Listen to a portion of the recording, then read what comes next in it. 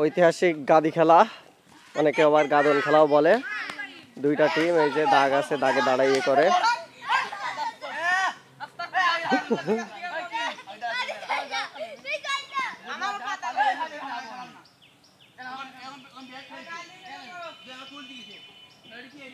এই যে এরকম দাগ আছে, দাগ কাটায়, দাগে একজন দাঁড়াবে, এক পক্ষ দাঁড়ায়। এই যে এরকম দুটো দাগ, তিনটে দাগ থাকবে, তিনজন প্লেয়ার। আর ওইদিকে হচ্ছে দুইটা দাগ থাকে, দুইটা প্লেয়ার।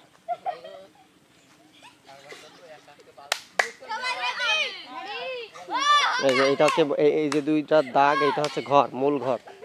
ঘরের ওই সাইডটাকে বলা হয় এমনি। এই ঘরটাকে, এই ঘর কি বলে? এই নাসির, এই ঘরটা কি ঘর বলে? আর এইটা নুন ঘর, তাই তো, মানে লবণ ঘর। আর এই যে বাইরে এইখানে আর একজন দাঁড়ায়, সিঁড়ির দাগ এইটা, আর একটা আড়ের দাগ। এই যে দুইজন দাঁড়ায় আছে।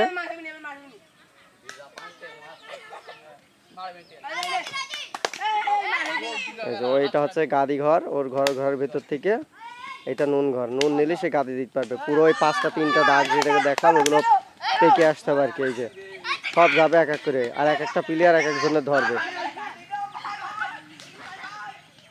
গায়ে টাচ করতে পারলেই হবে।